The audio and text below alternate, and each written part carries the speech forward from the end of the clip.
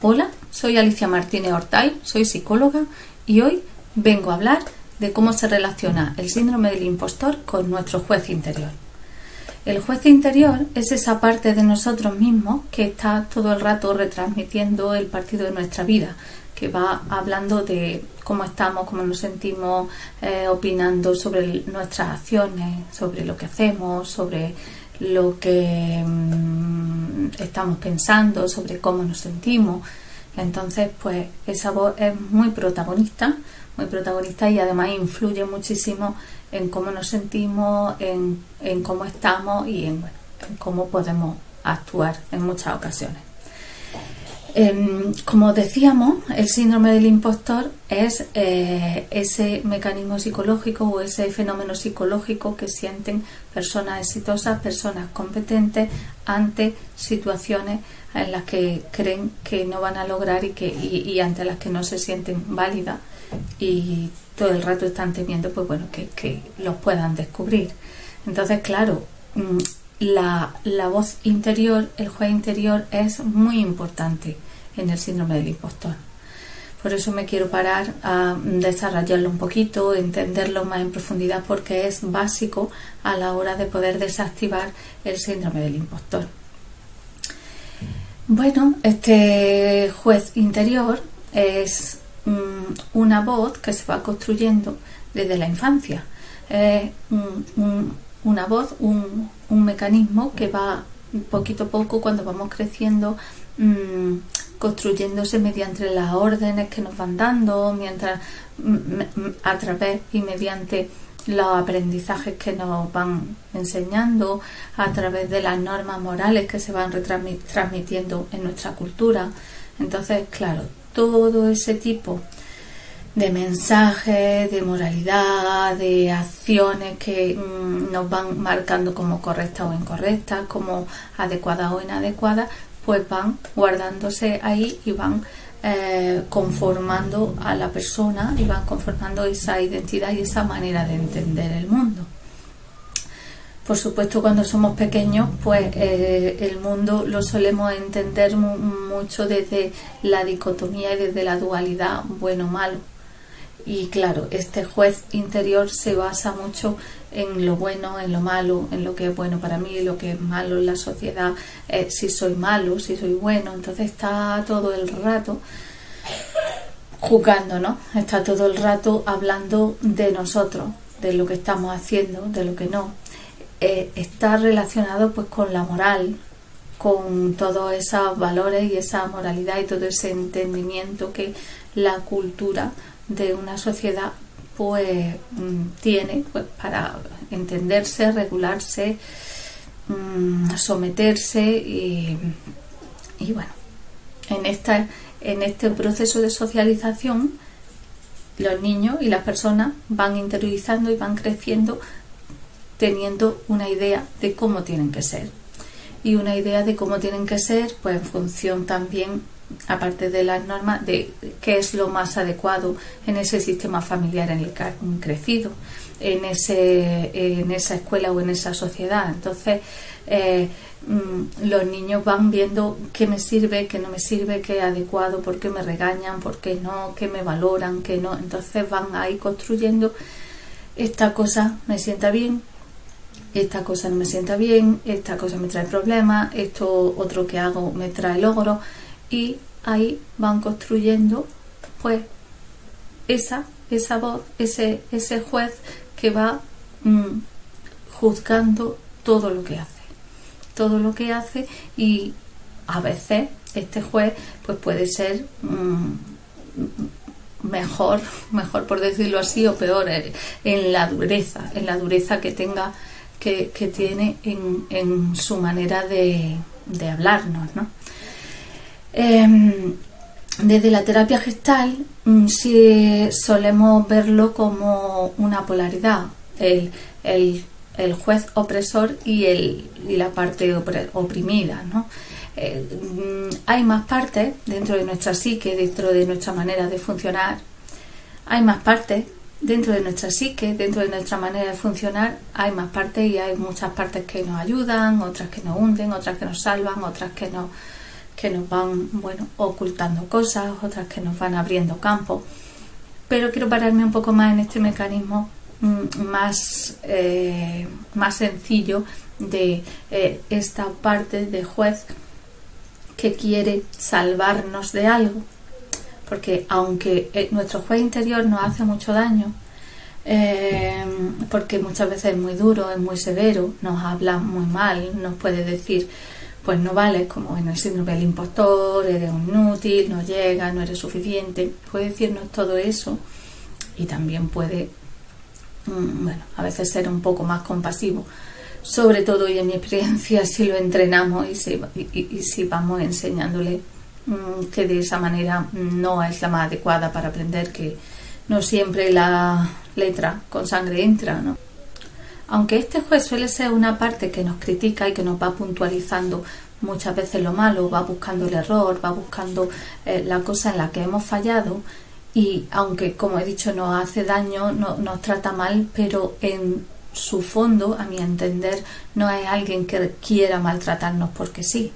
de la nada. Es alguien, es una parte que sabe de un dolor, que sabe de una situación dolorosa y de una situación complicada en la que yo me he visto con anterioridad, y quiere que de ninguna de las maneras yo vuelva a vivir ese dolor o ese miedo o esa situación tan insoportable para mí. Entonces este juez se encarga de decir no, eso no, esta cosa no puedes hacerla, porque si no te va a traer tal consecuencia. Entonces, claro, una parte que nos hable de si insultas en la calle te pueden dar una torta, pues está bien, porque es una manera de decir puedes meterte en un problema. Entonces esto mejor no lo hagas. Si estás enfadado, habla de otra manera, o no de un insulto, porque puede tener una consecuencia pues peor, porque va a atacar a una persona y esa persona se va a sentir atacada y puede atacar a ti. Entonces, si tú has vivido eso, tu juez interior te va a decir ni hables, ni te quejes, ni digas, ni protestes, ni, porque te van a atacar, te van a maltratar solamente porque tú pidas algo que necesitas, por ejemplo, o porque tú expreses algo de malestar o de disgusto. Entonces ahí esta parte, este juez se está poniendo muy severo, se está poniendo muy estricto, porque una cosa es que yo no hable mal a alguien, o porque una vez hablé mal a alguien y tuve una mala consecuencia, ahora yo me tenga que callar siempre, o yo tenga que disimular ciertas cosas. Pero claro, al juez no le importa, porque solo ve el dolor, está conectado con ese dolor y con ese miedo, y realmente lo que quiere es protegerte y quiere que nunca más pases por ahí. Entonces lo va a hacer con uñas y dientes, aunque sea de una manera drástica y aunque sea una manera que luego a largo plazo, medio, largo plazo, te está perjudicando. Te perjudica porque te hace daño, porque si yo ahora, por no generar un conflicto, o por no verme en un conflicto, o por miedo a que me agredan, no puedo poner un límite, pues estoy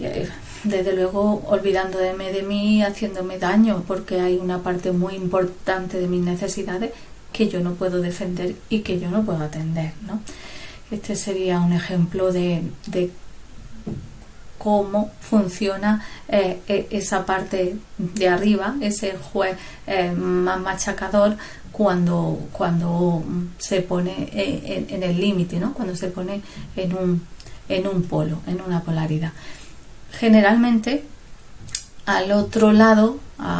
en el otro polo, suele haber una persona más oprimida, esta persona que dice pues tienes razón, ¿no? Puede decir tienes razón, no voy a pedir nada, no voy a decir nada porque me van a tratar mal, o no, o es una parte que sí está en contacto con sus necesidades, que necesita decir, pero que la fuerza que tiene para pedir o para protestar es igual de fuerte que la fuerza que tiene el otro juez interior, y entonces ahí hay una lucha interna y una lucha que al final termina degradando a la persona y haciendo que no estés completo, que pueda haber mucha culpa, porque ni una parte, ni este juez interior, ni el otro que está machacado u oprimido, ganan la batalla. Unas veces gana uno, otras veces gana otro, pero al final siempre a costa de dolor, a costa de renuncias por una parte y de renuncias por otra parte. Entonces, por eso para mí es muy importante ver qué hay debajo de lo que está pidiendo y exigiendo y dando con el látigo ese juez. ¿Qué es eso que quiere proteger? Porque cuando entendemos eso que puede proteger y esta parte puede ver si renuncia un poquito a esa defensa, a defender eso, pues puede encontrar más libertad y puede encontrar la otra parte un poquito más libertad de ser, de expresar, de poder llegar a acuerdos y sobre todo llegar a acuerdos entre estas dos partes que muchas veces pues queremos que no existan. Eso, ni el que es juez que obliga, ni el que es un abusado que procrastina. Queremos que no existan porque nos complican la vida, pero las dos están haciendo su función. Cada una está hablando de algo que duele. Entonces, poder entender qué hay debajo de aquí, qué está protegiendo y qué necesidades no está cubriendo esta parte, hace que la persona pueda recuperar su fuerza, su confianza, su capacidad para ir estas dos fuerzas unidas hacia adelante, ¿no? Entonces, bueno, es un tema interesante y un tema muy importante que se ve en terapia continuamente, la lucha interna que tenemos las personas. Como digo, hay más partes, pero bueno, con esta es suficiente. Y la lucha interna que tenemos entre esas dos voces, y a veces diría solo una, porque hay muchas ocasiones que esta parte sometida casi que no tiene voz y está tan sometida que termina teniendo la misma voz que el abusador. Entonces, por eso la voz interior muchas veces termina siendo la misma. Otras veces no, otras veces este tiene fuerza y una rebeldía y están totalmente en contra. Pero veo muchas veces que esta tiene el mismo discurso que esta y hay que ir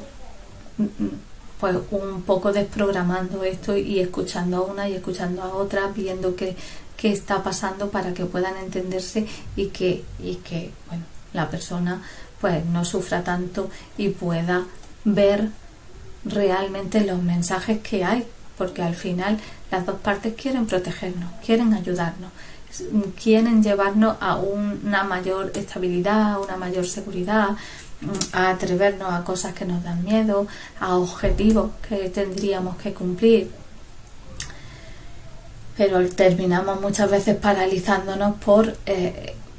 esas fuerzas encontradas. Ahora quiero hablar de cómo me afecta este juez interior, cómo me va, en vez de ir consiguiendo lo que a él le gustaría, que es que yo llegue más alto, sea más perfecto, las cosas me salgan mejor y no sienta nunca ese malestar que hay debajo, de fondo, no suele conseguirlo. Suele conseguir que yo me sienta cada vez menos, más pequeño, más vulnerable, que esa fuerza que tendría que salir de mí, que yo pueda ser yo, que pueda mostrar pues mi ser, mis necesidades, sentirme relajado en los lugares y con lo que hago, pues termina siendo todo lo contrario. Termina siendo un apocarme, ser más pequeño, estar en lucha, estar perdiendo constantemente fuerza y recursos, porque si esta parte tiene fuerza, la otra parte también tiene mucha fuerza. Mucha no, yo diría la misma, porque son el polo contrario de la misma cosa. Así que bueno, pues afecta mucho, es muy doloroso y nos castra en lugar de conseguir que avancemos. Ahora quería pasar a hablar un poco a cómo puedo manejarlo, cómo puedo manejar esta voz interior, porque claro, aparece en cualquier momento, aparece cuando más descuidado estoy, aparece cuando estoy cansado, cuando estoy enfermo, aparece en tantos momentos en los que me pilla con la guardia bajada. Y sobre todo, yo diría que hay muchas personas que tienen ya tan interiorizado y automatizado ese pensamiento que casi que no llegan ni a oírlo. Ese pensamiento está actuando y está afectando sin ni siquiera pasar por la conciencia. Son pensamientos o expresiones que me digo o que me digo que ni siquiera las registro, pero están ahí haciendo ese daño, están ahí afectando a mi emoción, están ahí afectando a mis sensaciones, están ahí haciendo que me encoja y que me sienta cada vez peor conmigo mismo y menos valiente, ¿no?, para ir hacia donde tengo que ir. Así que la primera cosa que tendríamos que hacer es traer esos pensamientos a la conciencia, traer esa voz a la conciencia, porque hay personas que saben un poco cómo se hablan y escuchan sus expresiones y dicen, wow, me he pasado aquí, qué duro soy, pero hay otras personas que no saben cómo se hablan y que cuando empiezan a descubrir en terapia las cosas que se dicen, a veces alucinan y es muy doloroso ver lo crueles que podemos llegar a ser con nosotros. Entonces, como siempre, poner conciencia, empezar a ver qué hay ahí, empezar a entender qué hay debajo de esas emociones, empezar a, una vez que las voy viendo, que las voy conociendo, a empezar a poner objetividad, porque claro, generalmente solemos escuchar la parte de arriba, ¿no? Solemos escuchar ese ego que llamamos, ese juez inquisidor, pero ese juez, esa parte no es objetiva, esa parte solo está mirando una parte, solo está protegiendo una torre del castillo. Entonces necesitamos el otro contrapunto para ir poniendo objetividad y muchas veces pues esta reestructuración cognitiva, ir poniendo cambios de pensamiento, ir viendo, bueno, sí, es que si hablo mal a la gente me van a dar un puñetazo, bueno, o no. Si hablo mal a la gente puede que me digan, oye, no te pases, y me pongan un poco en mi sitio y que yo pueda, pues ya está, recolocarme y pedir perdón incluso y tener una conversación. Que esta parte no quiera que tú te encuentres nunca con la torpeza o con que poco valgo, pero es que si no me dejas nunca fallar, si no me dejas nunca que cometa un error, tampoco puedo aprender, tampoco puedo experimentar, tampoco puedo abrirme a explorar el mundo, a explorar la vida, este proyecto, este trabajo. Entonces, poder poner en comunicación estas partes o poder hacer una reestructuración cognitiva, poder ver qué está pasando al otro lado, qué habría si le diera, qué hay o qué habría si le doy la vuelta, es poner objetividad, es poner claridad, es tratar de ampliar el abanico de posibilidades y de situaciones en las que una persona se puede poner. Y bueno, desde luego ahí ya puedo tener más margen de maniobra, más margen de respuesta y hacer algo diferente, que no solo sea ser el mejor en algo o llegar a este punto para no sentir mi inseguridad. Siempre lo voy relacionando con el síndrome del impostor o con esas sensaciones de inseguridad, porque al fin y al cabo es el tema que me ocupa y es el tema con el que quiero relacionar pues todos estos vídeos y todo el trabajo que estoy haciendo. Entonces, para poder entender al juez interior, tengo que ver qué pasó, tengo que ver de qué está hecho, tengo que ver cuál es su miedo, porque por lo general está muy asustado, es una parte muy asustada y que ha tenido muchas veces que crecer muy rápido, que adaptarse a unas normas que a lo mejor no entendía, que llegar a unos niveles que le pedían cuando la persona aún no estaba preparada. Entonces, pues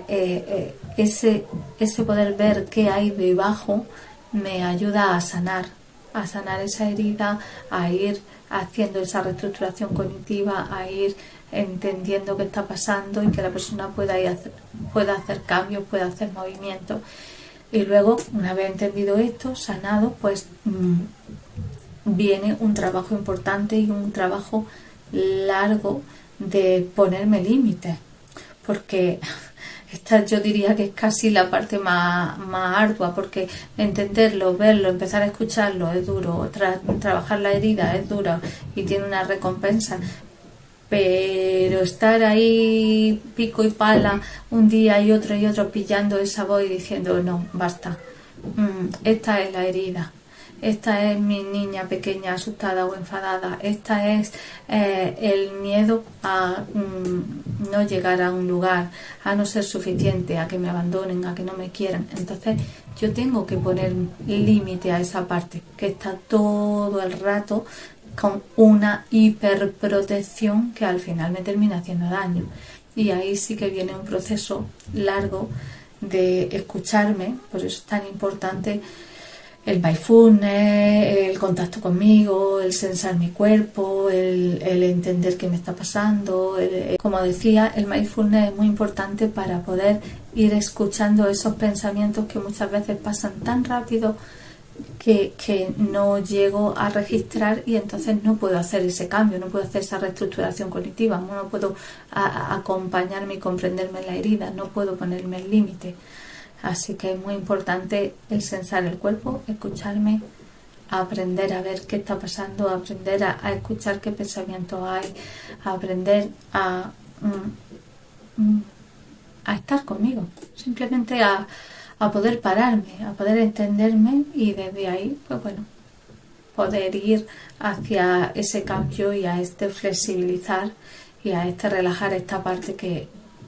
al final, o esta parte o estas dos partes, o las partes que estén implicadas,